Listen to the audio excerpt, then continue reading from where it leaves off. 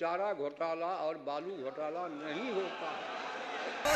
और बात बोलिएगा तो और मैं पोल खोलूंगा, और बात बोलिएगा तो और मैं पोल खोलूंगा। ईमान का संकट नीतीश कुमार में नहीं है। नमस्कार, मैं हूं आशा राय और आप देख रहे हैं माई पीडीए समाचार। 18वीं बिहार विधानसभा के शीतकालीन सत्र का आज 5वां और आखिरी दिन था। बिहार विधानमंडल का शीतकालीन सत्र आज 5वें और अंतिम दिन अपने चरम पर पहुंचा। हालांकि पूरे सत्र में राजनीतिक बहस और मुद्दों की गर्माहट बनी रही। सदन का तापमान तब थोड़ा बढ़ गया जब जेडीयू के सबसे उम्रदराज विधायक विजेंद्र यादव ने अपनी बात रखनी शुरू की।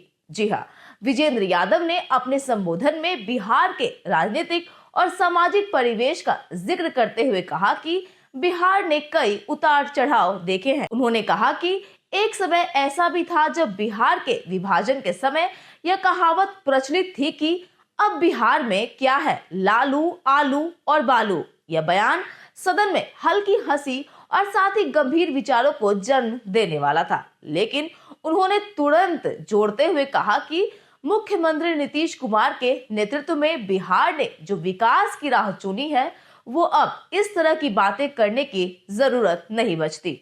विजेंद्र यादव ने यह भी स्पष्ट किया कि उनकी मंशा किसी राजनीतिक विवाद या चारा घोटाले जैसी पुरानी घटनाओं को फिर से उभारने की नहीं है। उनका उद्देश्य केवल बिहार के विकास और नेतृत्व की प्रशंसा करना था। लेकिन इस दौरान सदन में बैठे राजद के कुछ विधायक उनके बयान से भड़क गए। विशेष रूप से उनकी यह टिप्पणी कि नीतीश कुमार के नेतृत्व में अब चारा घोटाले जैसी घटनाओं की चर्चा नहीं होती, राजद के कुछ विधायकों को नागवार गुजरी। उन्होंने अपने स्थानों से खड़े होकर उनकी इन बातों का विरोध जताना शुरू कर दिया।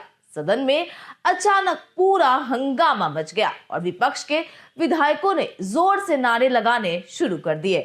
आप खुद देखिए यह पूरा दृश्य। महोदय, कटौती प्रस्ताव के संबंध में आलोक जी ने जो अपना भाषण दिया उसका मैं कुछ कहना चाहूँगा। संविधान में क्यों सप्लीमेंट्री डिमांड की बातें रखी गई? क्यों? किसी भी विभाग के खर्चे का आकलन का एक एस्टीमेट तैयार किया जाता है। कभी बढ़ता है, कभी घटता है, कभी खर्च नहीं होता है। इसलिए सप्लीमेंट्री का प्रोविजन किया गया। ये कानूनी व्यवस्था है, मनचाही व्यवस्था नहीं है। दूसरी बात, पैसे कहाँ से आएंगे? क्या क्या बोल रहे हैं? क्या वक्त था जब एक जमाने में बिहार का बंटवारा हुआ तो भाषण होता था, आलू लालू बालू बच गया, बिहार क्या खाएगा। और 25-26 हजार करोड़ का बजट था। मुख्यमंत्री नीतीश कुमार के ज्ञान, विज्ञान और ईमान ने इस बजट को 3 लाख करोड़ से अधिक बढ़ाया। आदमी में अगर ईमान हो, चरित्र हो, ज्ञान हो तो पैसे की कमी नहीं होती है। पैसे का प्रबंध किया जाता है, जनता से पैसे लेके जनता में ही खर्च किया जाता है। कोई चारा घोटाला और बालू घोटाला नहीं होता है। महोदय, मुझे स्मरण है, मुझे और बात बोलिएगा तो और मैं पोल खोलूंगा। बैठिए।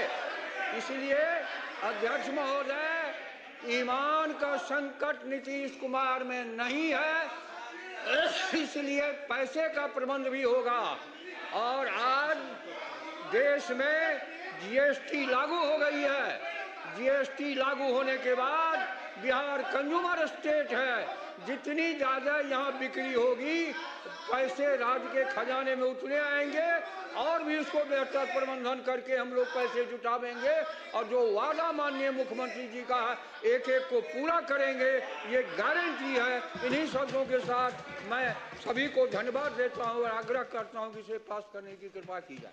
आपको बता दें, इस बहसबाजी और हंगामे को रोकने के लिए सदन के स्पीकर ने तुरंत हस्तक्षेप किया और सभी राजद के विधायकों को आदेश दिया कि वे अपनी जगह पर वापस बैठे। स्पीकर की कड़ी चेतावनी और आदेश के बाद सभी विरोधी विधायक अपनी अपनी सीटों पर बैठ गए, जिससे सदन का माहौल शांत हुआ और कार्रवाई फिर से सुचारू रूप से आगे बढ़ी।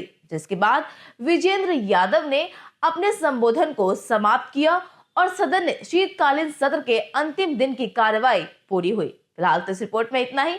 बिहार की ऐसी लेटेस्ट खबरों से अपडेट रहने के लिए आप देखते रहिए माई पीडीए समाचार।